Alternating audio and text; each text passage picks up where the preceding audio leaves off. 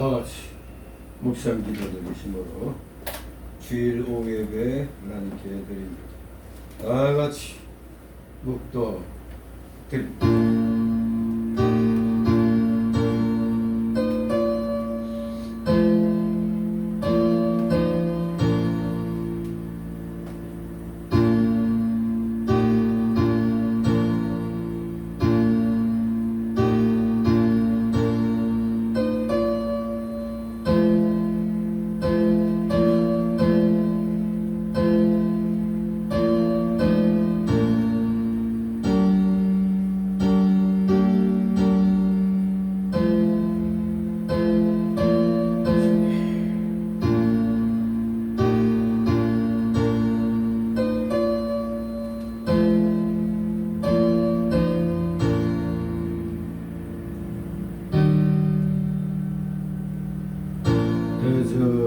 의인의 길은 여호와께서 인정하시나 악인의 길은 망하리로다. 다시 사도신경으로 신앙 고백하게 됩니다.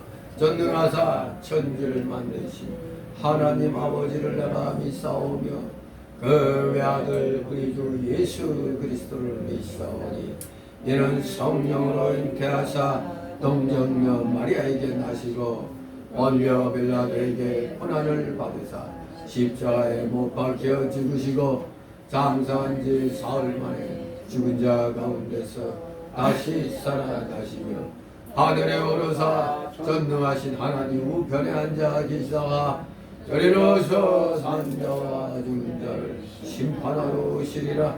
성령을 믿사오며 거룩한 공회와 성도가 서로 격통하는 것과 죄를 사하여 주시는 것과 몸이 다시 사는 것과 영원히 사는 것을 믿사옵나이다.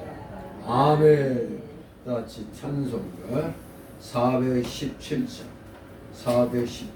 부르신 후 이 시간에 박석순 권사님 기도 인도하십니다. 417장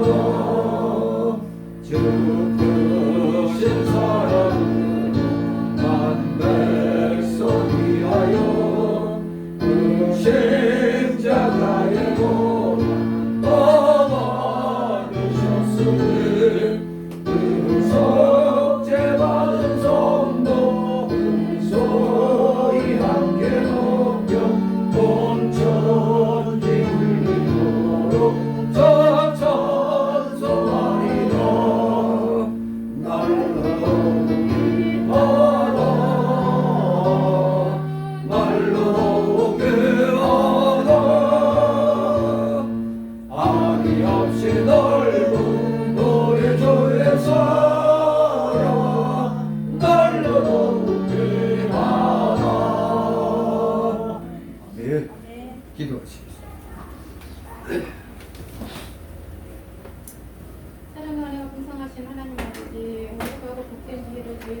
허락하여 주시고 이 시간 주님 앞에 예배와 찬양과 영광을 올려드리게 하시니 감사드립니다. 죄를 죽었던 저희들을 주님의 십자가 보혈을 통하여 구원하여 주시고 하나님의 자녀 삼아 주셨건만 구원받은 자녀로서 온전한 삶을 사지 못하고 우리의 생각과 고집에 따라 살았음을 이 시간 고백하며 회개하오니 주님 저희 죄를 용서하여 주시옵소서. 말씀을 통하여 우리의 영혼이 소식이 되며 한 주간 우리의 삶 속에 어려웠던 문제들을 십자가 밑에 내려놓게 하시고 이 시간 기쁨과 즐거움으로 주님께 영광드리는 그 시간 되도록 인도하여 주시옵소서. 너희는 먼저 그의 나라 그 위에 의를 구하라. 그리하면 이 모든 것을 너희에게 더하시기라는 말씀 위에 우리 소원교회를 세워주시고 지금껏 지켜주시고 인도하여 주신 하나님 인도하여 주신 하나님 아버지, 이 지역에 죽어가는 영혼들을 구원하기를 기도합니다. 하나님을 사랑하고 말씀에 순종하며 이 지역의 빛과 소금의 역할을 감당하며 주님의 나라가 확장되기를 늘 기도하며 힘쓰는 우리 소원교회 성도들 되도록 주님 인도하여 주시옵소서. 긍휼이 많으신 하나님 아버지, 전쟁은 하나님께 속한 것이라는 말씀에 의지하여 기도합니다. 하루속히 이 땅의 모든 전쟁이 끝나고 하나님의 평강이 함께하기를 원합니다. 주님 은혜 베풀어 주시옵소서. 이 나라에 또한 6월 3일은 지방선거가 있습니다. 정말 하나님을 두려워하고 하나님을 경외하며 하나님의 지혜와 분별을 갖춘 자들이 선출되기를 원하며 안정적이고 정직한 사회를 만들어가는 하나님께 속한 자들이 이 나라를 이끌어 나갈 수 있도록 은혜 더하여 주시옵소서. 자유민주주의가 이 땅에 뿌리 내리는 복된 날이 되도록 은혜 베풀어 주시옵소서. 오늘도 주님께서 귀 있으시는 우리 목사님 간이에 세워주심을 감사드립니다. 영육간의 건강하심과 성령 충만하심과 말씀의 능력을 더하여 주시옵시고 주시는 말씀에 우리의 마음을 열어주셔서 하나님의 깊은 뜻을 깨달아 알게 하시고 말씀을 새기며 행동하는 믿음의 사람들로 나아갈 수 있도록 은혜 내려주시옵소서. 이 시간 손듣지 못한 우리 성교회 성도들이 있습니다. 주님의 날을 기억하게 하시고 어떠한 여건 속에서도 흔들리지 않는 믿음을 허락하여 주시옵소서. 해결되지 못한 문제들 주님 앞에 내려놓게 하시고 주님께 영광 돌리는 성들 되도록 성령으로 인도하여 주시옵소서. 예배를 돕는 성교를 기억하여 주시옵시고 원하고 바라는 기도의 제목들이 응답되는 이 시간 되도록 은혜 베풀어 주시옵소서. 감사드리오며 날 구원하신 예수 그리스도의 이름으로 기도드리옵나이다. 아멘.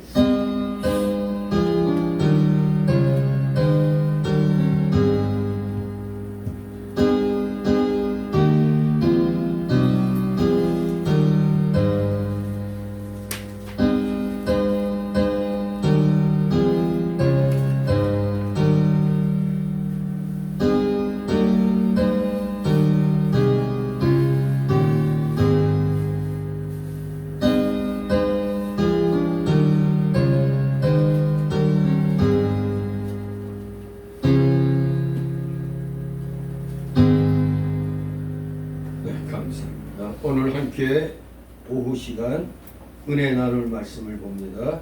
구약 성경 소선지서 가운데 스가랴 7장 1절에서 14절까지의 말씀을 우리 교대로 읽도록 하겠습니다. 스가랴 7장 1절에서 14절 제가 먼저 있습니다. 다리오 왕 4년 9월 곧 가슬레월 4일에 여호와의 말씀이 스가랴에게 임하니라.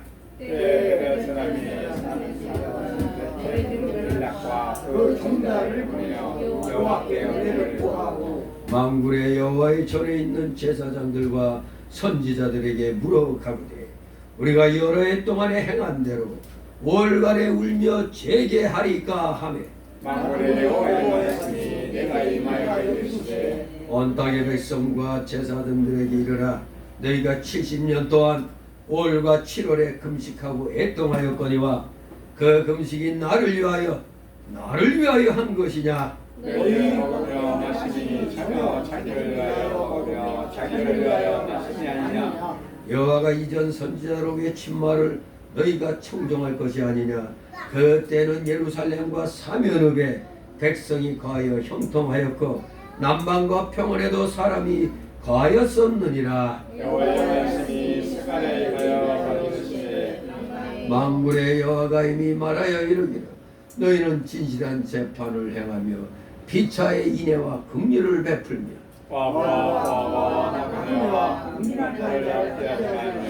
남을 행하려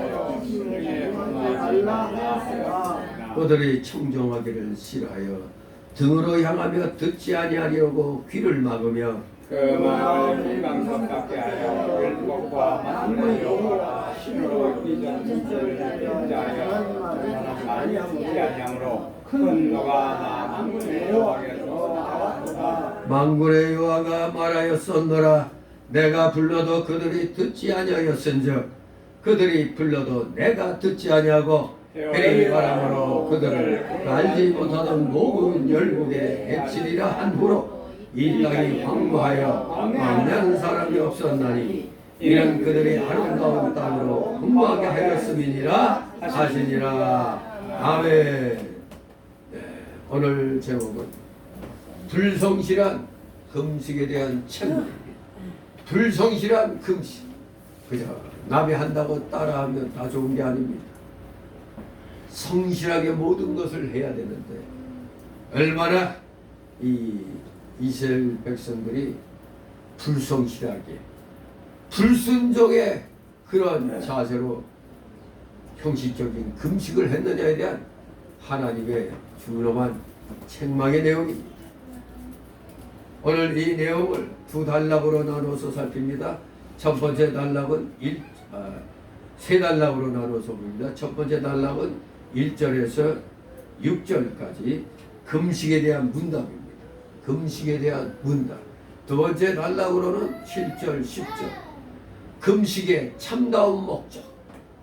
7절에서 10절 금식의 참다운 목적. 하나님을 청정하라. 세 번째 단락으로 11절, 14절 청정치 않은 자의 받은 벌. 청정치 않은 자의 받은 벌. 이렇게 세 단락으로 나눠서 살펴보도록 합니다. 오늘 이 스가랴 7장의 이 말씀은 스가랴 선지자가 1장에서 6장까지 8가지 환상을 봅니다. 그 8가지 환상을 보고 나서 뭐가 즉각적으로 무슨 말씀을 준 게 아니라 약 2년 동안의 공백이 있은 후에 바로 오늘 이 말씀이 기록이 된 겁니다. 이 사실 이 스가랴서는 이스라엘로 하여금 성전을 성공적으로 재건하며 영적 부흥을 도모하도록 격려하기 위해서 이 스가랴서를 기록하게 한 겁니다. 참으로 이 스가랴서에는 에스겔서와 같이 상징적인 환상이 많습니다. 또 이사야서와 같이 메시아 예언이 많습니다. 또 천사에 대한 언급과 만군의 여호와라는 표현 및 종말론적인 예언이 많은 성경책이 바로 이 소선지서 가운데 이 스가랴서가 되겠습니다. 이 스가랴서는 아마 거의 예배 시간에 보지 않으면 거의 거들떠도 안 볼 거예요. 이게 그냥 이 구약 맨 끝에 있다 보니까 그냥 넘어가기 쉽죠. 이 스가랴서는 회화체의 산문과 시적인 표현이 많이 나옵니다. 그리고 문체가 좀 다소 거칠고 균형미와 또 완결미 쪽에서 좀 떨어진 감이 있다고 표현하고 있죠. 그러나 그 내용에 있어서는 환상과 예언 및 상징적인 표현들이 많이 나오기 때문에 좀 해석하기 난해한 책으로 또 이 스가랴서가 평가되어 있습니다.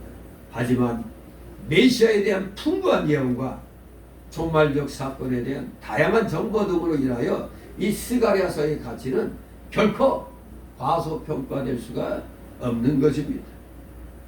오늘 이 스가랴서 7장 1절 14절을 보는데 그 앞에까지 쭉 보면은 메시아 왕국에 대한 환상으로 8가지 환상이 6장에 걸쳐서 소개됩니다.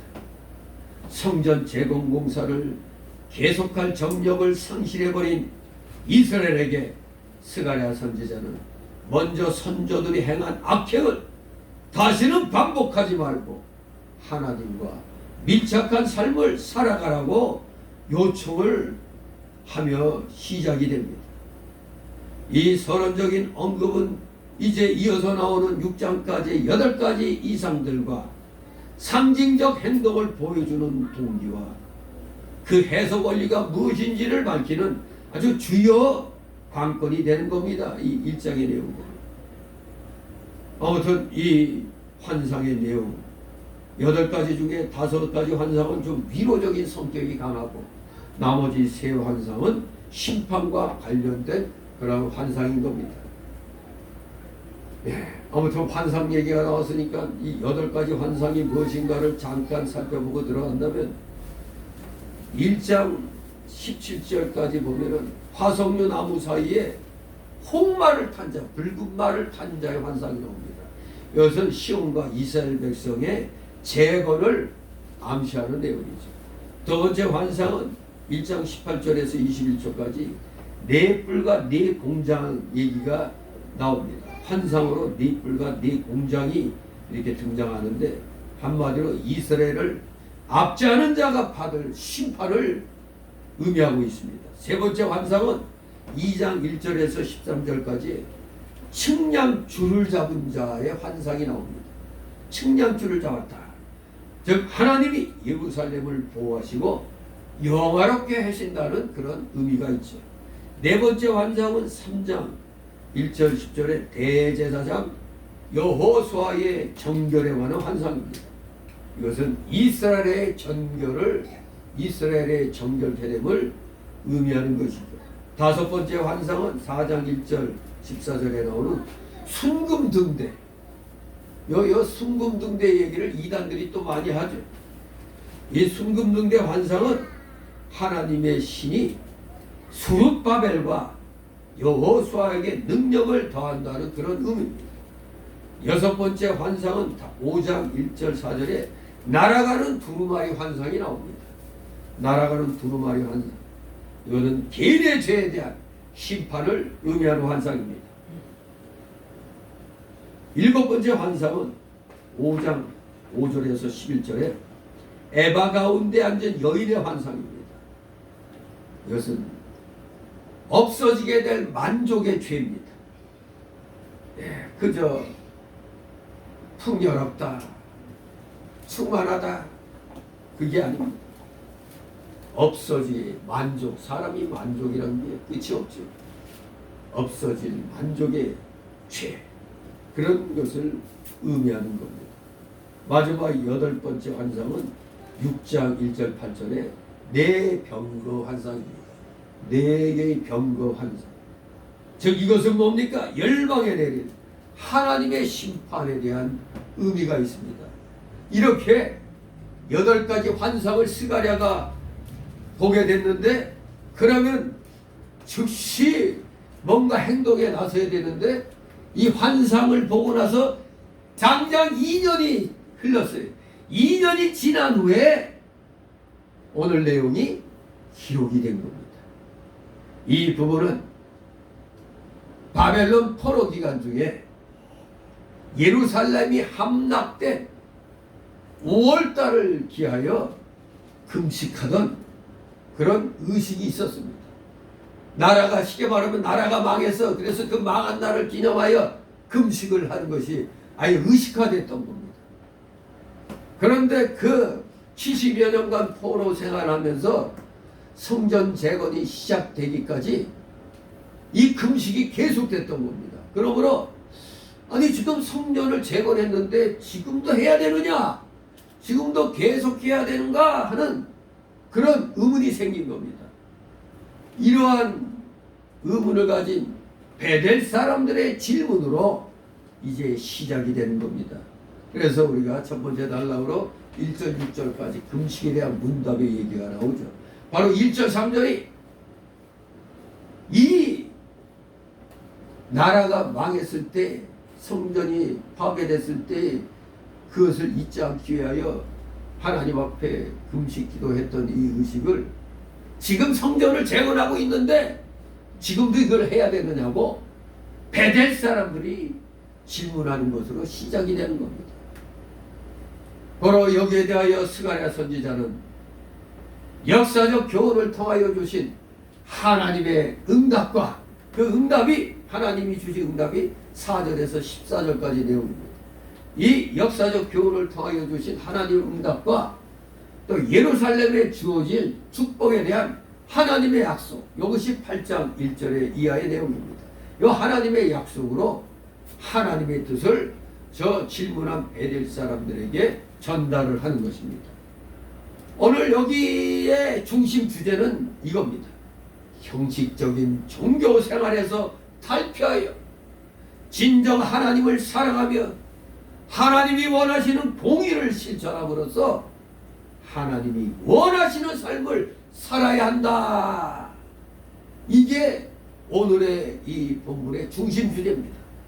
형식적인 종교 생활에서 탈피하라. 진정 하나님을 사랑하라. 하나님이 원하시는 공의를 실천하라. 그러므로 하나님이 원하시는 삶을 살아야 한다. 이게 오늘의 중심 주제입니다. 불성실한 금식에 대한 책망과 함께 하나님이 바로 원하시는 삶을 살아야 된다고 책망을 하시는 겁니다. 자, 그러면 첫 번째 단락으로 1절 6절 금식에 대한 문답 1절 3절 있습니다. 다리오왕 4년 9월 곧 기슬의 월 4일에 여호와의 말씀이 스가랴에게 임하니라. 때 베델 사람이 사레셀과 레게 멜렉과 그 종자를 보내어 여호와께 은혜를 구하고 만군의 여호와의 절에 있는 제사장들과 선지자들에게 물어 가로되 우리가 여러 해 동안에 행한 대로 5월간에 울며 재개하리까 하매. 아멘. 다리오 왕 4년 9월 이때 하나님의 말씀이 스가랴 선지자에게 임하였습니다. 다리오 왕 4년 9월에 이 스가랴가 선지자 사역을 시작한 지 약 2년 후의 일입니다. 어떻게 할 수 있느냐? 1장 7절에 1장 1절과 7절 보면 다리오 왕 2년 8월에 여호와의 말씀이 7절에 다리오 왕 2년 11월 곧 스바도 24일에 말씀이 맨 처음 임했을 때가 다리오 왕 2년이었다 이겁니다.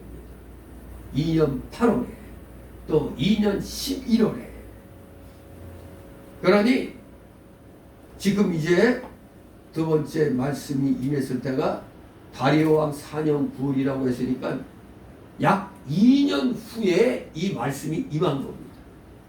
8가지 환상을 쫙 봤는데 그 환상을 보여주셨으면 뭔가 급박한 일이 있는 거 아닌가 했을 텐데 2년 동안 잠잠했어요. 환상을 보여주시고 나서 2년 동안 잠잠했다 이겁니다.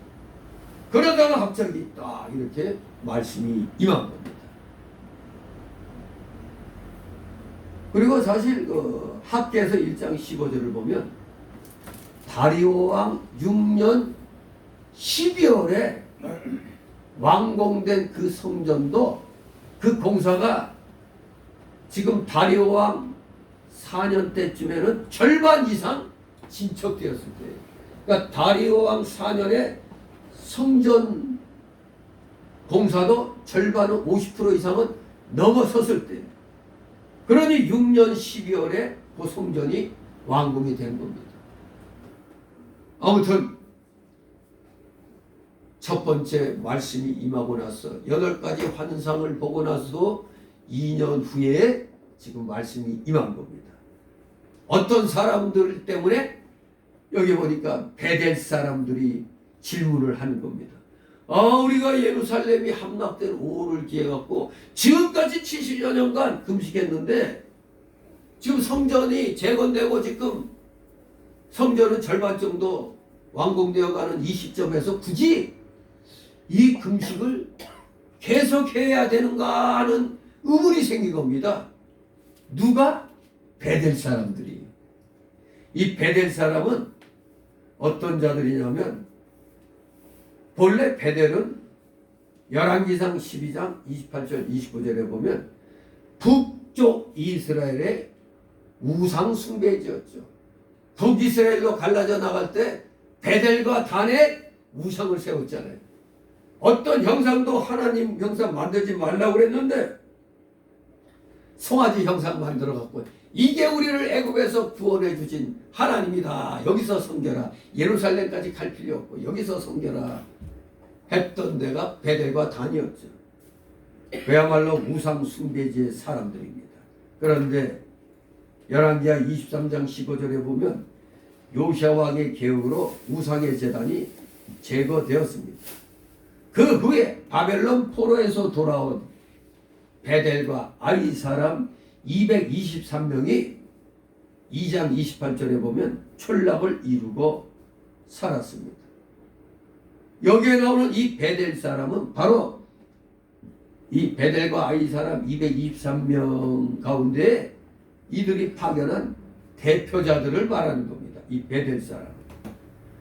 한편 현대에 와서 칼빈 신학자는 이 베델을 문자 그대로 그냥 하나님의 집으로 해석해서 이 베델 사람을 아직도 유다로 귀환하지 못하고 바벨론의 포로로 남아있던 유다 백성들로 보고 있습니다. 칼빈은. 또 다른 주장은 바벨론 포로에서 돌아와 베델에 모여 사는 사람들을 말한다고 이렇게 얘기하고 있습니다. 유다 지파에 속한 이 사람들이 베델에 살면서 하나님께 은혜를 구한 것입니다. 그들이 사레셀과 레겜멜렉과 그 수종자를 예루살렘에 보내어서 하나님의 전에 있는 제사장들과 선지자들에게 이 금식하는 일에 대하여 물어본 겁니다. 이거 지금 계속해야 되느냐 이거. 그들은 오래전부터 지켜오던 금식 절기에 대하여 하나님의 뜻을 바로잡고 그 뜻대로 하려고 했으니 사실 이 베델 사람들은 지금 귀한 일을 한 겁니다. 야, 뭔가 좀 의혹이 있는데 이것을 저 제사장들에게 물어보지 않고 그냥 넘어가는 게 낫겠나?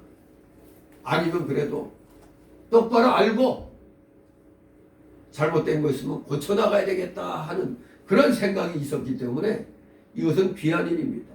이들은 여호와께 은혜를 구했다고 그랬습니다. 여호와께 은혜를 구하고 이 원문의 뜻은 여호와의 얼굴을 구하고 여호와의 얼굴을 구하고라는 뜻입니다.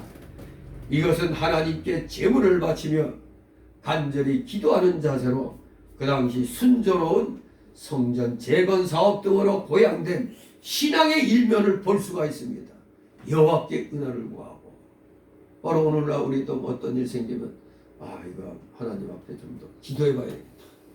아니면 저 말씀을 좀 살펴봐야 되겠는데 이 귀한 일들입니다. 그러면서 이들이 먼저 이렇게 마음의 중심을 바로잡고 물어봅니다. 5월간에 울며 재개하리까. 이 유다 백성들이 예루살렘 성전이 열왕기하 25장 8절 9절 예레미야 52장 12절 14절을 보면은 70년 전 5월 7일에 회파된 것을 기념하기 위해서 포로 기간 중에 해마다 5월에 금식하며 애통하며 몸을 재개하는 일을 70년간 계속해 왔다 이겁니다. 예루살렘이 멸망한 이후 지금까지 한 해도 빠뜨리지 않냐고 5월만 되면 마치 대한민국에서 지금 5.18을 갖다가 해만 되면 5월달만 되면 그걸로 우려먹는 자들이 있잖아요. 그냥 끝없이 우려먹어요. 이 5월을 잊지 못하고 있는 겁니다. 여기 이스라엘 백성들도 포로 생활 중에 그때 그 멸망당한 그날을 잊지 못하고 있는 겁니다. 그래서 우리가 이제 성전 재건을 하고 있는데 지금도 5월만 되면 울고 재개해야 되느냐고 물어봅니다. 재개하니까 재개. 재개가 뭔 뜻이죠? 간단하죠. 우리 옛날 노인 양반들 정한서 떠놓고 목욕 재개한다고 그러죠. 목욕 재개. 성별한다는 얘기입니다. 좀 거룩히 구별한다는 얘기입니다. 헌신한다 그런 뜻도 있습니다. 그런데 여기서 이 재개는 금식을 말하는 겁니다. 올가래 울며 금식하리까. 지금은 유다인들이 70년간의 포로 생활을 다 끝마치고 고국으로 돌아왔고 성전도 다시 건축되어 가므로 옛날 성전이 불탄 것을 기억하며 지금도 울어야 하는가 하는 의문이 일어난 겁니다. 사람의 생각으로는 성전 재건이 진행 중에 있으니까 구태여 옛날 성전 불탄 것을 위하여 우리가 금식하며 울 필요가 없는 것 같이 생각이 되는 거 아닙니까? 하지만 그렇다고 우리 마음대로 그만둘 수 없으니까 하나님의 뜻을 확실히 알고 결정하려고 선지자들과 제사장들에게 물어본 겁니다. 잘 물어본 거죠. 뭔가 의혹과 의문이 생길 땐 물어봐야 됩니다. 4절 6절 있습니다.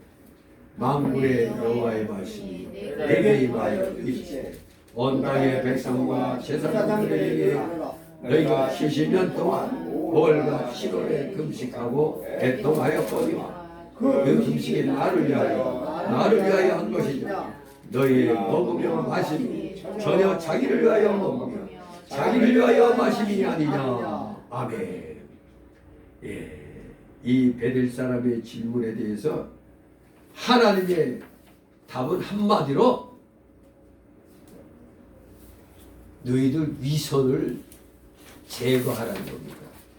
위선을 회개하라 이겁니다. 한마디로 지금 위선에 대한 책망을 하시는 겁니다. 하나님께서는 이러한 베델 사람의 질문에 대하여 직접 대답하기에 앞서 먼저 금식에 대한 온 땅의 백성과 제사장들의 형식적이며 의식적인 태도를 크게 책망하신 겁니다. 이는 그들의 금식이 하나님의 명령이나 본의에 의한 것이 아니고 스스로의 종교적 이기심을 만족시킬 목적으로 시행되었기 때문에 하나님께서 먼저 그 근본적인 태도부터 바꾸도록 책망을 하신 겁니다. 우리 하나님은 외적인 형식보다 내적인 목적을 더욱 중요하게 생각하십니다. 유다인이 바벨론에서 70년 동안 5월과 7월에 금식을 하면서 애통을 했으나 그 금식은 하나님을 위하여 한 것이 아니라고 하나님이 말씀하셨습니다. 저는 이걸 보면서 이스라엘 민족이 예루살렘이 함락된 5월을 기념하면서 금식하며 애통을 했어요. 근데 그들의 금식과 애통이 진정 하나님을 위해서 했을까? 마치 오늘날 대한민국 5월만 되면 5월의 영령을 기린다고 5.18 단체들, 하여간 5.18 그걸로 정권까지 잡고 완벽하게 대한민국을 손아귀에 쥔 이 좌파들이 5월만 되면 또 울어먹으려고, 이번에 지방선거 또 울어먹으려고 5월달에 또 발작 버튼을 또 눌렀죠. 지금 이 정말 우리 지금 80년도에 일어났죠. 80년도에 5월달에 이 5.18이 일어났는데 이걸 5.18 사태라고 얘기하면 사방에서 욕먹어요. 민주화 운동을 사태라고 했다고. 그런데 세계 어느 역사에 정부에 총 칼 들고 대항할 그런 사건이 민주화 운동이란 그런 기록은 세계 어느 역사에도 없어요. 그러니까 폭동입니다. 폭동. 근데 놀랍게도 우리 국민들이 지금 다 속고 있죠. 문재인 정권 때 미국 CIA의 그 봉인된 그 5.18 자료들이 다 해제됐어요. 그 몇백 건이나 된 것 중에 문재인 정권이 국민들에게 딱 보여준 거는 3분의 1밖에 안 보여줬어. 그 3분의 1은 그나마 좀 자기들이 좀 이용하기에 괜찮은 내용만. 근데 거기 딱 보면은 그 미국 시야에서는 이것은 김대중과 그 종북 주사파들과 북한의 그 공작에 의한 그거라고 딱 CIA 문서에 나와 있어요. 그러니까 김대중이가 무슨 5.18 유공자가 될 수가 없는 겁니다. 김대중 때문에 사람들이 죽은 거예요, 그게. 그리고 지금 호남에서 영웅시됐던 뭐 정웅 뭐 거기 몇 사단장하고 이거 경찰청장 있죠? 이 호남 사람들 새까맣게 속고 있는 겁니다.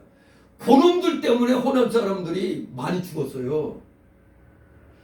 그놈들이 보고를 갖다 이 계엄사에서 야, 이 시민들이 너무 많이 나오니까 이거 해체하는 방향으로, 그러니까 이 모이지 못하게 하는 방향으로 그렇게 저지하라고 명령을 내렸는데 저 전라도에서 저 영웅같이 취급받는 저놈이 저거 사단장 출신 저놈이 저 사악한 놈입니다. 저게 그때 별달고 호남 국민들을 완전히 죽인 거예요. 저놈이 5.18 끝나고 난 데도 최규하 대통령에게 이제 딱 국방부에서 내려서 다 조사했는데 왜 시민들이 죽을 수밖에 없었는가 그걸 조사하다 보니까 분명히 계엄사에서는 공수부대를 통해서 이게 사람들이 못 모이게 해체하는 그 방법으로, 왜냐하면 사람이 많기 때문에 이거는 못 모이게 폐체하는 방향으로 나가야지. 저 정웅인가 뭔가는 저놈이 뭐라고 했는지 아세요? 하나뿐 놈이야. 저놈이 한 명이라도 끝까지 쫓아가서 잡으라고 그랬어요. 그 바람에 그 광주 시민들이 그 바람에 많이 죽게 된 거예요. 그냥 공수부대원들이 그걸 그냥 모이지 못하게 이렇게 쫓아내는 걸로 끝내야 되는데 그렇게 명령이 내려왔는데 저놈이 자기 임의로 한 놈도 놓치지 말고 끝까지 추적해서 다 잡으라고 그랬어요. 근데 그놈이 어떻게 광주의 영웅이 됐지? 국회의원 선거에 나가지고 김대중 쪽에 붙어갖고 전국 최고의 득표를 기록했어요. 호남에서 90몇 프로인가?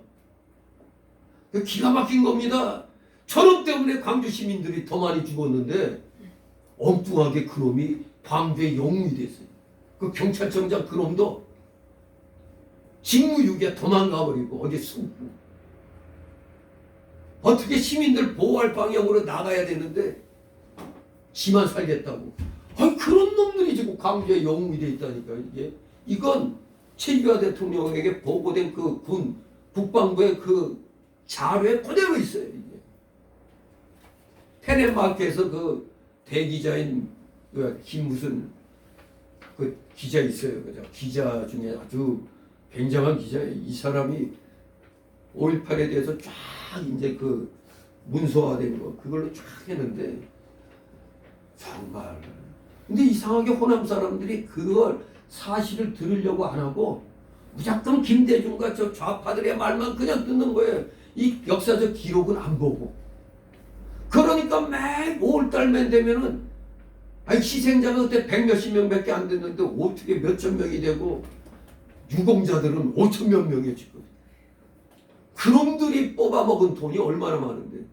그때 13살 14살밖에 안 됐던 임수정이 또 누구의 저거 간첩으로 이석기 표창원. 그리고 표창원 요놈들 13살 14살 15살 이렇게 안 된 놈들이 5.18 유공자가 돼가지고 10몇 억씩 받아 처먹었단 말이에요. 기가 막히죠 이게. 지금도 계속 이상하게 광주 5.18에 대해서 찬양한 사람들은 어느 날 갑자기 또 유공자로 올라가 있어. 그러니 그 호남 애국 시인인 정작 시인이 자기가 전남대생으로 그때 5.18 때 거기에서 자기 두 눈 앞에서 다 이루어지는 걸 봤는데 이건 너무 엉터리라 이거예요. 그러니까 호남 사람들 정신 차리라고 자기가 이제 얘기하는 거예요. 그냥. 그 사람들.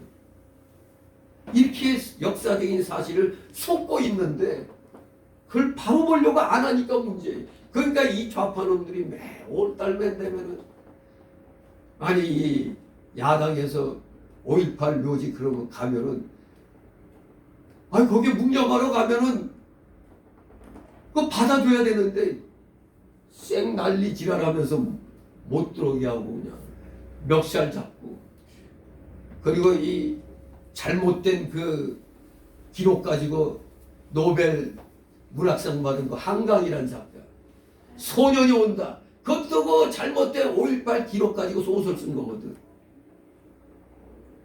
그게 뭐 이거 진짜 이 현대 사회에서도 아직도 해결되지 않은 문제의 5.18이. 그러니까 이놈들은 5.18 유공자에 자기 이름이 있는 걸 자랑스러워해야 되는 거 아니에요? 저도 우리 아버님 때 유공자 가족이 있으면 저 그냥 문패에다 딱 그 동사무소에서 그걸 줘요. 유공자 집 그거 아산 그 아파트 거기 문에 딱 유공자 집이라고 붙여놨어요. 아니 자랑스럽잖아 유공자인데 그 5.18 유공자 됐으면은 나 5.18 때 유공자 된 사람이야. 그래야 되는데 아니 숨기고 있네. 뭐라고 말하면서 숨기는지 아세요?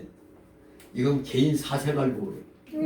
근데 다른 유공자들은 다 밝히고 있잖아요. 근데 이래서 자꾸 돈을 뽑아먹는 거예요. 5.18 핑계 대고 돈 뽑아먹는 겁니다. 제 기가 막힌 거죠 진짜. 어디 가도 그러면 5.18 정신이 있으면 6.25 정신은 왜 없어? 6.25는 진짜 우리나라를 적으로부터 구하려고 하는데 6.25 정신이 더 앞서는 거 아니에요? 6.25 때 우리가 까딱했으면 나라 없어질 뻔했는데 6.25 때의 그 유공자들은 참 잘 받아요. 18만 원 몇만 원 그렇게 받아요. 근데 5.18은 몇백만 원 몇억 또 세월호는 또 어떻고 이태원은 또 어떻고 아니 어떻게 된 게 서해 우리 용사들은 끼케야 뭐 5천 6천만 원 받았는데 놀다가 아편 마약 먹고 헬렐레 하다가 딸려 죽은 사람들이 8천만 원? 근데 왜 죄 없이 무대기로 죽은 무한공항 참사는 싸그리다 흙으로 갖다 덮어버렸어요 그냥. 그랬더니 유족들이 서로 조직해갖고 일일이 그걸 다시 또 파묻은 걸 다시 다 캐가지고 그 유품들을 또 몇백 개를 찾아냈어요. 심지어 두개골까지 뼈까지. 이상하지 않아요? 이걸 왜 자꾸 묻으려고 하고. 그러니까 자기들에게 불리한 거는 빨리 없애버리고 정권을 갖다 뭐 하기에 좋은 거는 그거는 막 한 게 공산주의자들의 특징입니다. 특성이에요. 근데 왜 우리 국민들은 왜 그런데 놀아나는지. 나라가 지금 망할까 말까 하는데 맨날 주식에만 그냥 눈이 다 돌아가 있어요. 주식 아무리 어려우면 뭐예요? 나라 망하면 꽝입니다. 꽝. 그래서 5월달 지금 오늘이 5월 마지막이죠.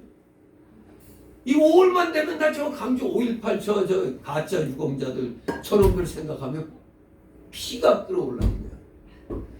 우리나라 역사가 이렇게 된 게 저 김영삼이 5.18 특별법 만들어가지고 이렇게 된 겁니다.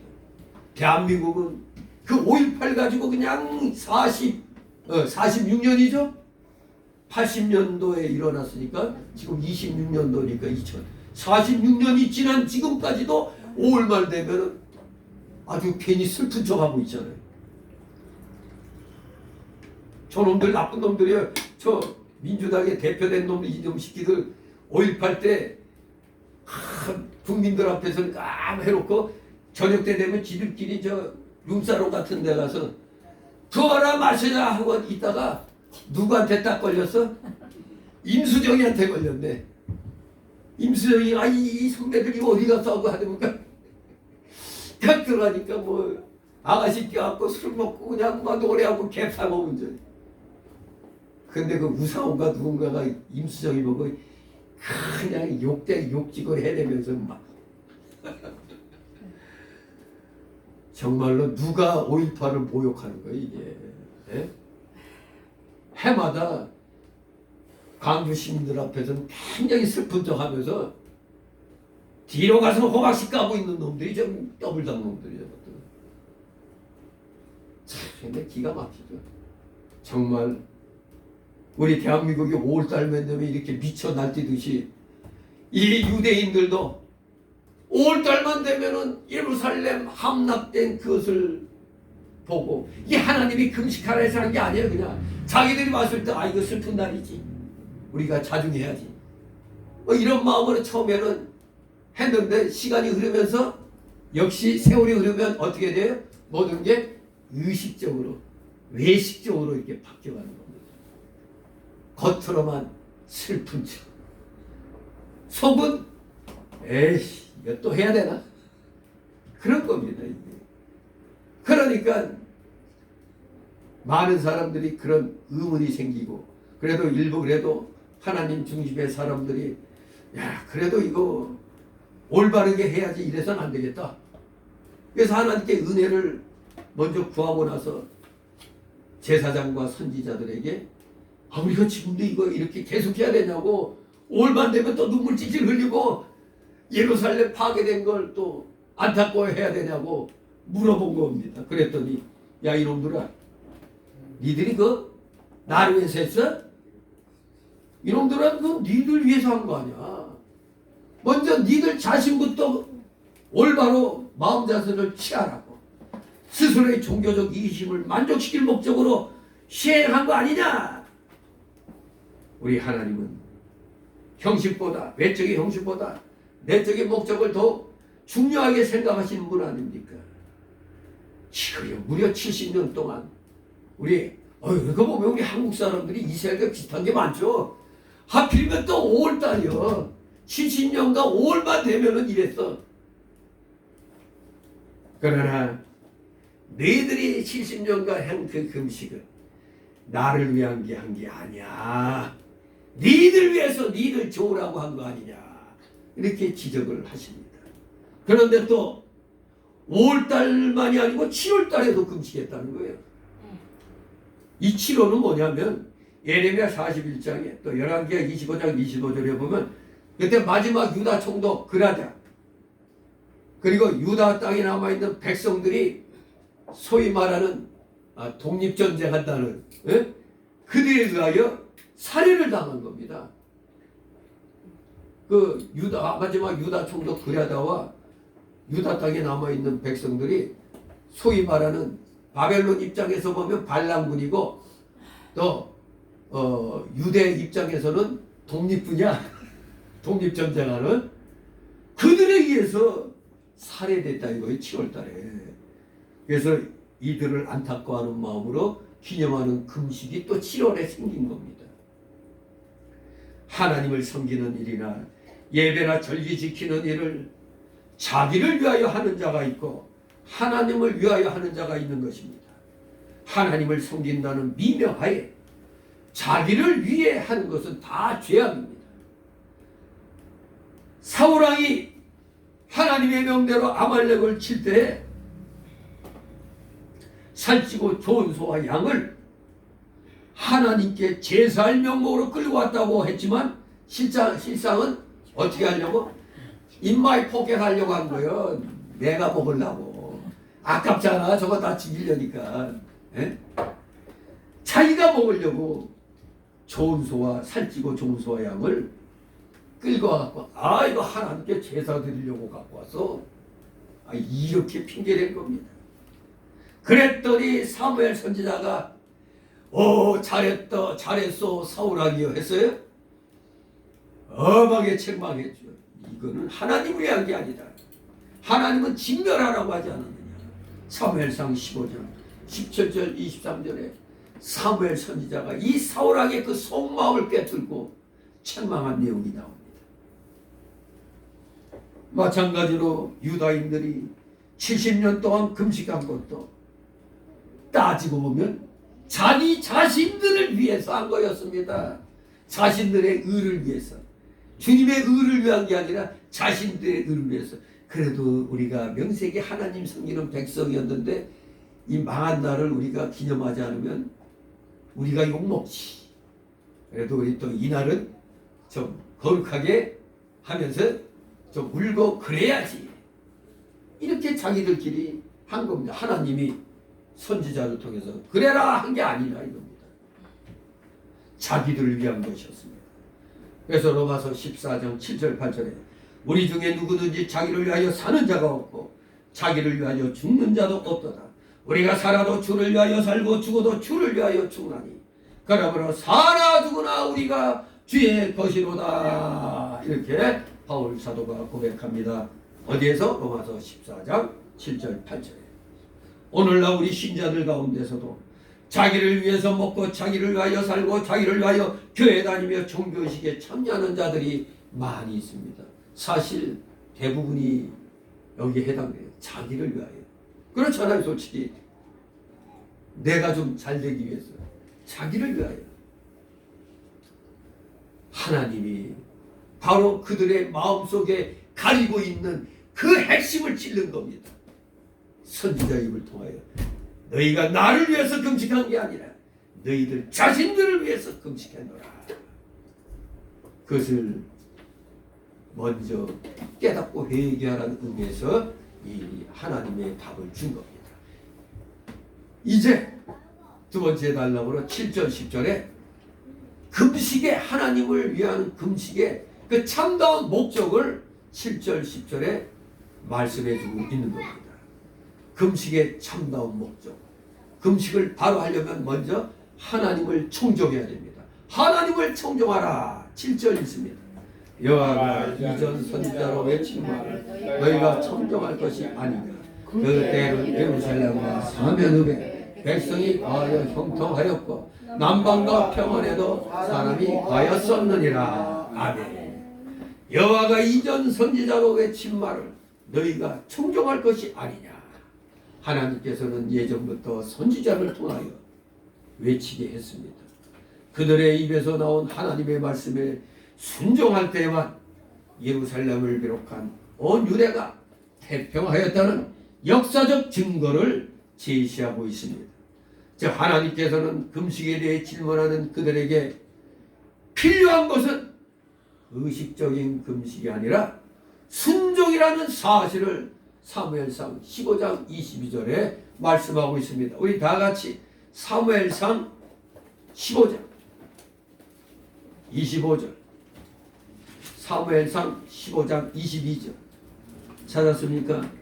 22절 사무엘상 15장 22절 읽습니다. 시작. 사무엘이 가로되 여호와께서 번제와 다른 제사를 그 목소리 순종하는 것을 좋아하신 같이 좋아하시겠나이까? 순종이 제사보다 낫고 듣는 것이 수양의 기름보다 나으니. 아멘. 순종이 제사보다 낫다고 했습니다. 의식적인 금식보다 순종이 우선이다 이겁니다. 하나님 말씀을 청정하는 것이 우리 모든 신앙생활의 근본입니다. 이전부터 하나님께서는 여러 선지자들을 통해서 하나님의 말씀을 증거해 주셨습니다. 그러나 유다 백성들이 어떻게 했습니까? 그 말씀을 청정치 않고 그저 형식적으로 금식과 의식만 행했습니다. 그저 자기들 소견대로 분명히 말씀을 주셨는데도 누구처럼 했어요? 누구야? 금순인가 누군가? 그 어느 영화에서 너나 잘하세요. 네? 아 이영애. 예, 그 이영애 나온 데서 그래야지. 너나 잘하세요. 아마 선지자들이 하나님 가라사대 하면은 이렇게 너나 잘하세요. 그랬다 이겁니다. 그러면서 자기 소견대로 했다 이겁니다. 그러니 형식적인 금식, 형식적인 의식만 행하게 된 겁니다. 그러므로 하나님의 말씀을 순종치 않고 드리는 예배 행위는 잠언 28장 9절 보면 하나님이 받지 않으신다고 그랬어요. 잠언 28장 9절 봅니다. 잠언 28장 9절 찾았습니까? 28장 9절. 제가 이거 신학교에서 제일 먼저 깨닫고 제일교회에서 나와서 뭘 이제 성경 말씀 전환할 때 제일 외친 게 이거였어요. 28장 9절 시작. 사람이 귀를 돌이키고 율법을 듣지 아니하면 그의 기도도 가증하리라. 아멘. 제가 이 제일교회 교인들에게 제일 먼저 깨달은 이 말씀을 갖다 외쳤죠. 귀를 돌이키고 율법을 듣지 아니하면 백날 기도해봐야 가증한 기도밖에 안 된다는 사실. 그렇습니다. 말씀 없이 오늘날이 바로 그런 시대입니다. 특히 대형교회가 지금 사실 순수한 예배를 다 배려놨어요. 덩어리만 커지니까 어떻게든지 이게 무슨 놈의 이게 예배 드리는 건지 디스코장에서 춤추려고 하는 건지 완전히 그렇게 바뀌었다 이겁니다. 누가복음 5장 34절 35절에 예수께서 저에게 이르시되 혼인집 손님들이 신랑과 함께 있을 때 너희가 그 손님으로 금식하게 할 수 있느냐. 그러나 그날에 이르러 저희가 신랑을 빼앗기리니 그날에는 금식할 것이니라 말씀했습니다. 우리가 신랑 되는 예수 그리스도를 영접하게 되면 금식하지 않아도 되는 것입니다. 그러나 신랑을 빼앗길 때는 예수 그리스도를 영접하기 위하여 금식을 해서라도 어떻게든지 그리스도를 찾아야 됩니다. 의식보다 영적인 면이 바로 되는 것, 이게 중요한 겁니다. 그래서 마태복음 6장 33절에 너희는 먼저 그의 나라와 그의 의를 구하러 간 것입니다. 먼저 해야 할 일이 있는 겁니다. 의식도 중요합니다. 이거 전혀 중요하지 않다는 거 아닙니다. 뭐 아무렇게나 우리가 성찬 예식 거행하고 아무렇게나 세례식 그렇게 하는 거 아닙니다. 의식도 중요하지만 그 모든 의식은 뭐에 근거하여? 말씀에 근거해서 드려야 한다 이겁니다.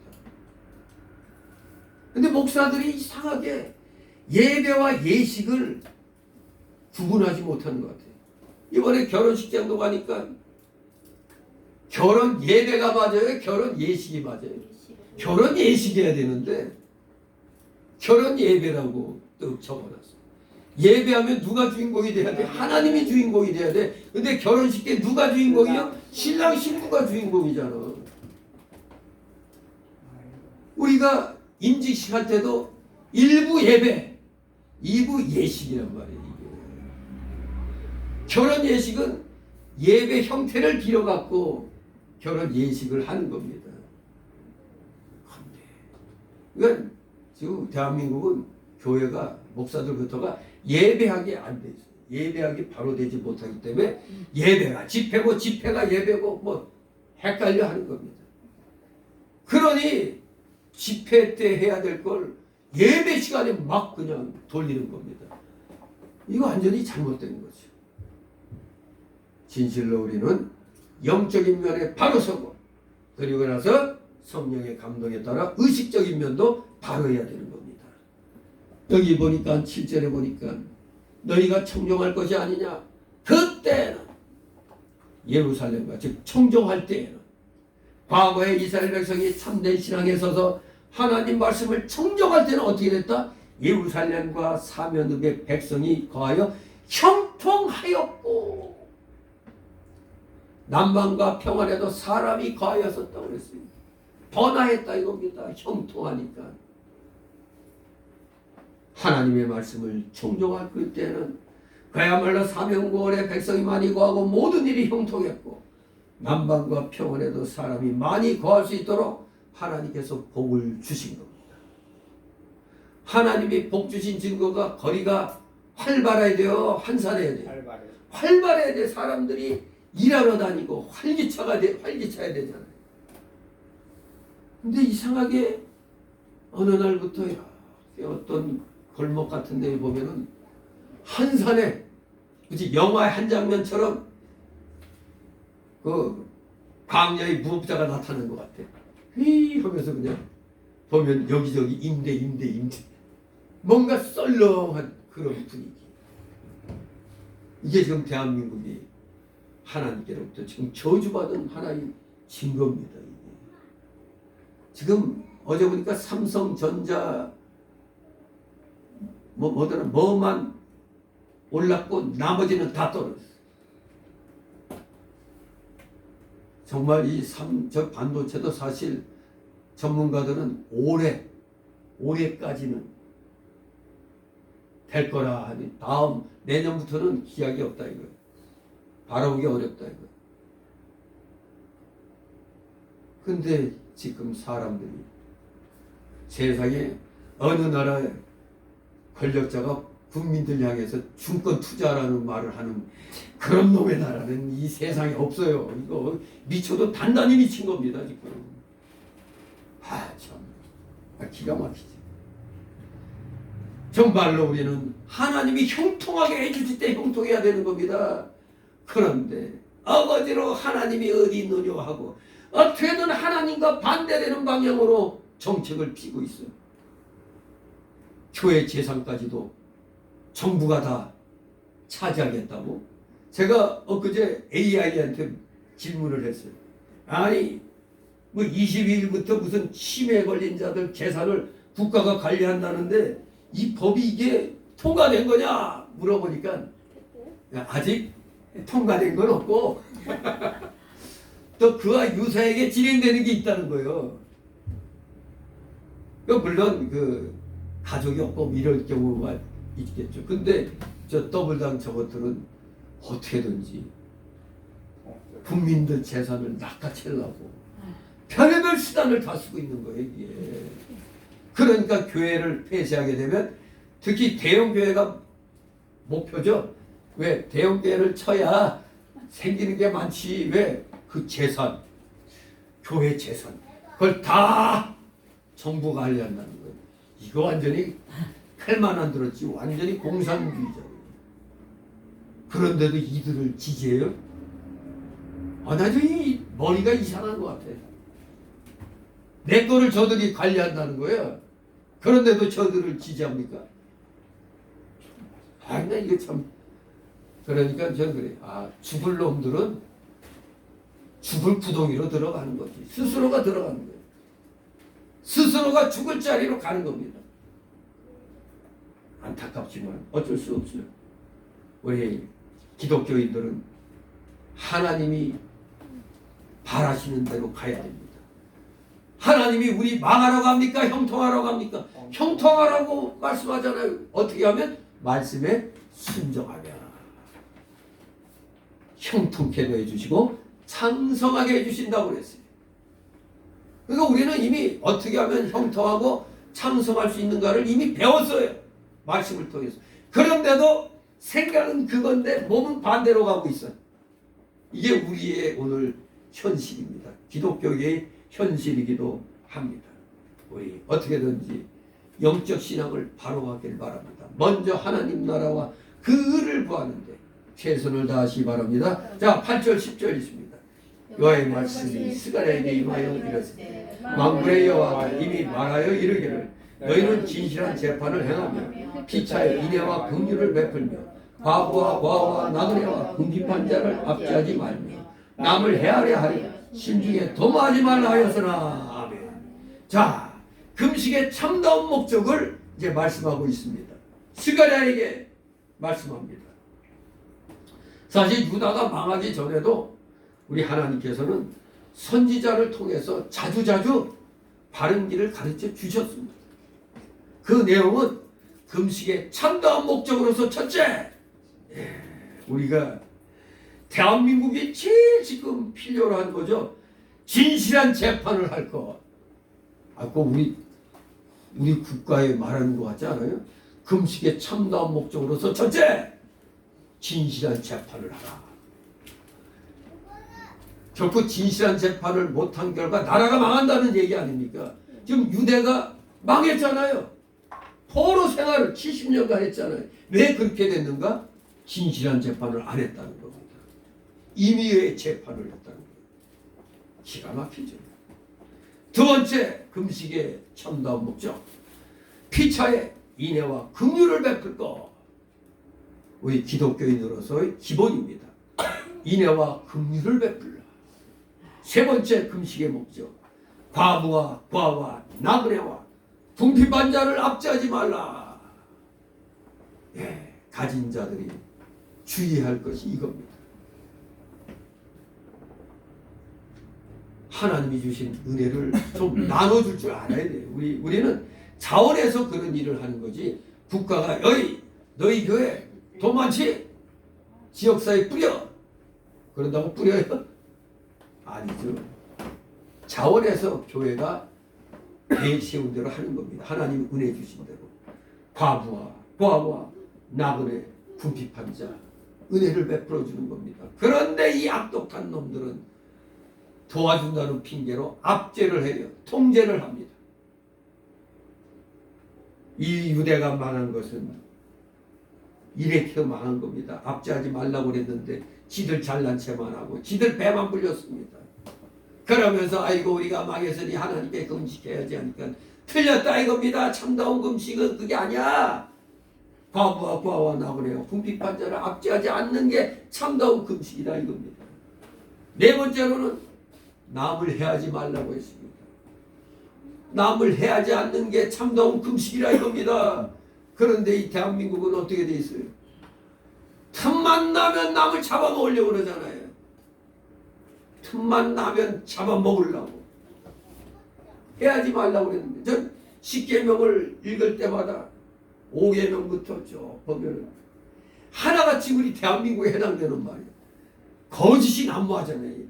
남이 거 쉽게 뺏으려고 하고. 기가 막힌 거죠. 거짓이 난무하는 대한민국. 진짜 걱정입니다. 걱정. 마지막 다섯 번째 금식의 목적, 참다운 금식의 목적, 심중에 악을 도모하지 말라. 악을 도모하지 말라는 겁니다. 근데 온통 그냥 눈만 뜨면 어떻게 하면 상대방을 죽일까? 요걸로 그냥 불을 켜고 있잖아요, 눈에. 이러니까 형식적인 금식은 다 틀려먹은 겁니다. 이런 것부터 고쳐나가는 게 참다운 금식의 목적이 되어야 되는 겁니다. 금식을 함으로 이러한 일들에 앞장서는 것입니다. 마지막 세 번째 달라고 11절 14절 청정치 않은 자의 받은 벌. 11절 12절 있습니다. 그들이 청정하기를 싫어하여 등으로 향하여 듣지 아니하려고 귀를 막으며 그 마음을 금강석 같게 하여 율법과 만군의 여호와가 신으로 이전 선지자를 빙자하여 전한 말을 듣지 아니하므로 그 너가 나 만군의 여호와께로서 나왔도다. 아멘. 이스라엘 백성들이 하나님의 말씀을 청종하기를 싫어하여 하나님께 등을 돌려대고 귀를 막고 마음은 금강석같이 완강하여 거역하였습니다. 지독하게 아예 의식적으로 거절한 겁니다. 선지자들의 말을. 참으로 마음과 귀에 할례를 받지 못한 자들이었고 하나님을 대놓고 거역하는 자들이었습니다. 그러므로 하나님의 진노가 쏟아져 내려와 바벨론 사람에게 포로가 되어 70년간 타양살이를 하게 되었던 겁니다. 그러므로 우리 성도가 이러한 일 당하지 않으려면 항상 두렵고 떨림으로 하나님을 순종하고 영적 신앙에 서고 생명의 길을 걸어가야 되는 겁니다. 이 나라를 살리고 싶다면 우리 모두 참다운 금식의 길로 걸어가야 되겠습니다. 13절 14절 있습니다. 만군의 여호와가 말하였느니라. 내가 불러도 그들이 듣지 아니하였은즉 그들이 불러도 내가 듣지 아니하고 베리 바람으로 그들을 그 알지 못하던 모든 열국에 해치리라 한 후에 이 땅이 황무하여 왕하는 사람이 없었나니 이는 그들이 아름다운 땅으로 황무하게 하였음이니라 하시니라. 아멘. 그렇습니다. 유다 백성들이 바벨론 포로가 된 근본적인 원인, 이것은 바로 하나님의 말씀을 청정치 않고 거역했기 때문임을 보여주는 겁니다. 오늘날 대한민국이 이렇게 어지럽게 되고 거의 사회주의와 공산화의 길로 가게 된 것은 똑같아요. 하나님의 말씀대로 따르지 않았고 인본주의로 교회들이 나갔기 때문에 하나님의 진노가 임한 것입니다. 하나님께서 은혜를 주실 때 외면하면 결국엔 이를 갈며 슬피 우는 날이 올 수밖에 없는 것입니다. 이것은 이미 수많은 선지자들이 외친 경고의 말씀입니다. 호세아 5장 6절, 미가서 3장 4절, 이사야 1장 15절, 잠언 1장 28절 30절. 수많은 선지자들이 외친 경고입니다. 말씀을 외면하면 슬피 울며 이를 가는 날이 올 것이다. 특히 예레미야 선지자의 예언한 중심 내용도 바로 이겁니다. 예레미야 하면은 눈물의 선지자 아닙니까? 눈물의 선지자. 예레미야가 예언한 중심 내용. 말씀의 은혜를 주실 때 외면하면 결국 이를 갈며 슬피 우는 날이 올 수밖에 없다. 진실로 정신 차려야 됩니다. 13절 말씀을 보면 하나님 말씀을 달게 듣지 아니하고 순종하지 않으면 그 사람이 하나님을 부를 때 하나님 역시 듣는다 아니 듣는다? 아니 듣는다는 겁니다. 하나님께서 부를 때 잘 듣고 감동시킬 때 그 감동을 소멸하지 않으면 하나님의 종을 통해서 하나님의 말씀을 가르쳐주고 권면할 때 잘 순종해야 됩니다. 잘 순종해야 됩니다. 하나님의 말씀을 잘 적용하면 하나님이 그 사람의 기도를 들어주시고 응답해 주시고 지켜주시고 도와주시고 좋은 길로 인도해 주시는 겁니다. 이 두 사이에 평화의 의논이 있으리라 하셨다 하고 평화의 의논이 있다. 그렇습니다. 진실로 여러분들 하나님께 기도의 응답을 잘 받기를 원한다면 하나님 말씀을 잘 청정하시기 바랍니다. 우리 14절 한번 같이 있습니다. 대여의 육아는 헬렘과 도비아와 내가 이게 6장을 읽고 있네. 14절 베리바라로 그들을 그 알지 못하던 모든 열국의 해치리라 하므에 이 땅이 황무하여 왕래하는 사람이 없었나니 이는 그들이 아름다운 땅으로 황무하게 하였음이니라 하시니라. 아멘. 하나님의 말씀을 순종하지 않는 백성을 하나님이 회리바름으로 그들을 열국에 헤쳐놓겠다는 겁니다. 아예 그냥 수풍낙엽처럼 그냥 적국에 넘겨줘 버리겠다는 겁니다. 고로 포로로 다 끌려가면 살던 이곳은 황폐하게 될 수밖에 없는 것입니다. 여러분 사람이 살고 있는 집과 살지 않는 집의 차이가 뭡니까? 벌써 먼지가 꽉 끼고 그 거미줄 치여지고 각종 벌레가 생기죠. 여기에 새로 들어가려면 어떻게 해야 되는지 아세요? 쑥을 피워요. 그러면 그 쑥의 연기가 이 집안에 가득한 해로운 기운을 다 내쫓는 거예요. 그 벌레도 그렇고 모두 다 그냥 그 쑥 냄새에 다 도망가 버리는 겁니다. 아주 신기한 일이에요. 사람이 살았느냐 안 살았느냐. 바로 우리의 이 평화롭고 번영스러운 대한민국이 어느 날 황폐하게 될 수 있다는 겁니다. 이게 말 같지 않을 수도 있습니다만 저 김정일 때 이미 그 계획을 짜냈다고 그러잖아요. 한경도 사람, 평안도 사람이 전라도, 경상도로 오게 하고 경상도, 전라도 사람들 한경도, 평안도로 옮기고 그야말로 우리가 만약에 한경도나 평안도로 가면 우리 오두막이나 뭐 텐트 치고 살아야 되겠죠. 근데 북한에서 내려온 사람들은 아이고 이거 왜 궁궐이하고 살판 나죠. 이런 일 당하면 되겠어요 이게. 근데 이런 일 당하도록 저 정치인들이 만들고 있잖아요. 저 죽일 역적들이죠. 우리 하나님의 말씀을 순종치 않으면 결국은 황폐하게 되는 겁니다. 회리바람으로 무슨 말씀입니다. 회리바람으로 그들을 그 알지 못하던 모든 열국에 해치리라. 회리바람 전쟁 아닙니까? 맹렬한 전쟁으로 열국에 포로로 잡혀가게 만든다는 걸 말합니다. 아무리 아름다운 땅이라고 해도 하나님 말씀을 순종치 않을 때는 하나님이 심판하여 황무지가 되게 하여 왕래하는 사람이 없게 만들어버립니다. 지금 이란 수도가 다 그렇게 돼 있습니다. 이란이. 쿠바도 석기 시대 같이. 석기 시대 같이 지금. 이란은 그 전부터 저 테헤란이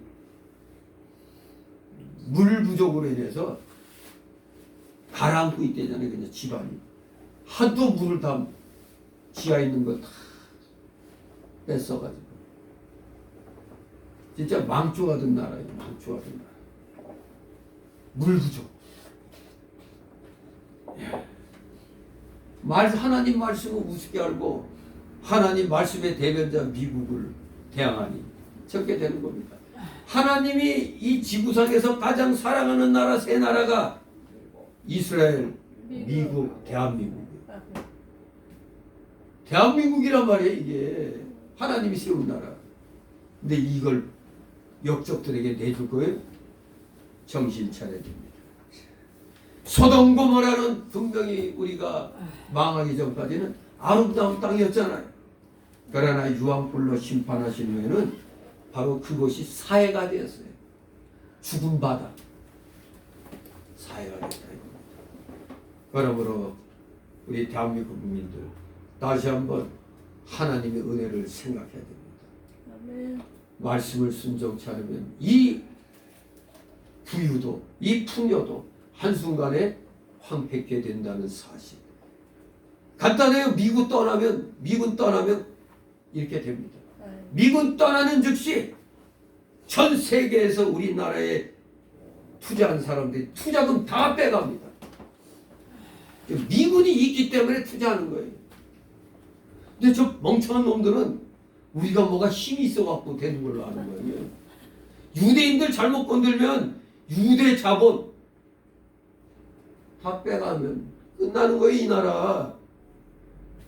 정말 이 너무 멍청한 놈들입니다. 저 더블당 저 놈들은 저건 역적 중에 역적이에요, 진짜. 제대로 된 당이 없어요. 지금 자유통일당, 자유화혁신, 자유민주당, 우리공화당. 이들이 하는 것만 꼭 국힘당이 해야 되는데 못하잖아. 그런데 어쩔 수 없이 더블당에게 안 뺏기려니까 할 수 없이 밀어도 다시 한번 또 이렇게 되는 거예요. 저는 찍어주기 싫지만 미워도 어쩔 수 없어요. 꼴 보기 싫어도 그렇다고 저 마귀 새끼들이 들어오는 것도 막아야 되니까 우리 정신 차려서 소돔 고모라 같이 바뀌면 안 됩니다.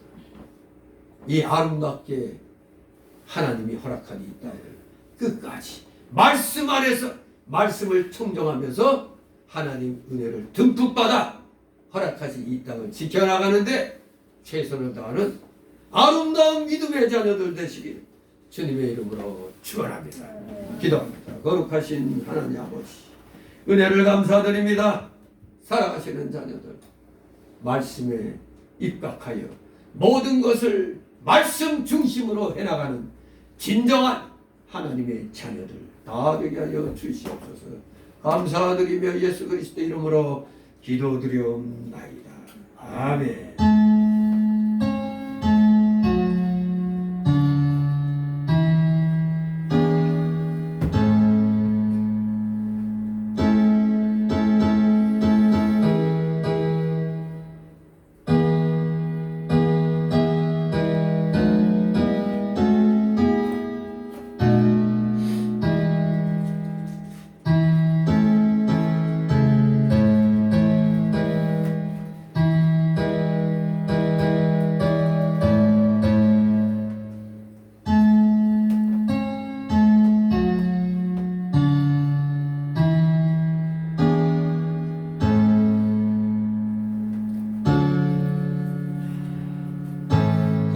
찬송가 485장 485장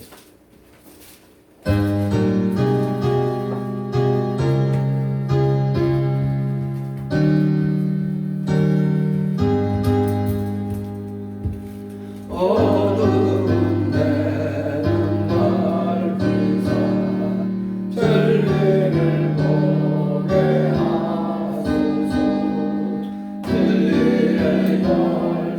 내게 주사 참는 적게 하소서.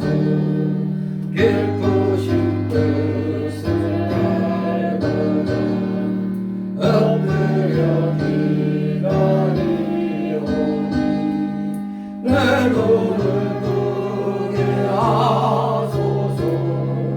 성령이여 막혀진 내리 오시사 주님의 귀한 음성을 이리로 밝히는 때에 내 기쁨 한량없겠네. 깊으신 뜻을 알고자 엎드려 기다리오니 내 길을 열어주소서. 성령이여 홍해진 내린 여시사 복음을 널리 전하고 차가운 내 맘 녹여주사 사랑을 하게 하소서. 깊으신 뜻을 알고자 엎드려 기다리오니 내 입을 열어주소서.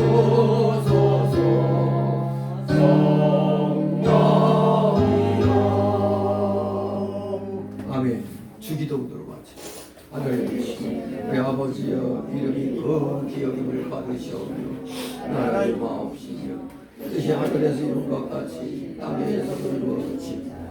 오늘 우리에게 용할 양식을 주옵시고 우리가 우리에게 죄진 자를 사여준 것 같이 우리 죄를 사여 주옵시고 우리를 시험에 들게 하니 마옵시고 다만 악에서 구하옵소서. 내게 나라와 권세와 영광이 아버지께 영원히 있사옵나이다. 아멘.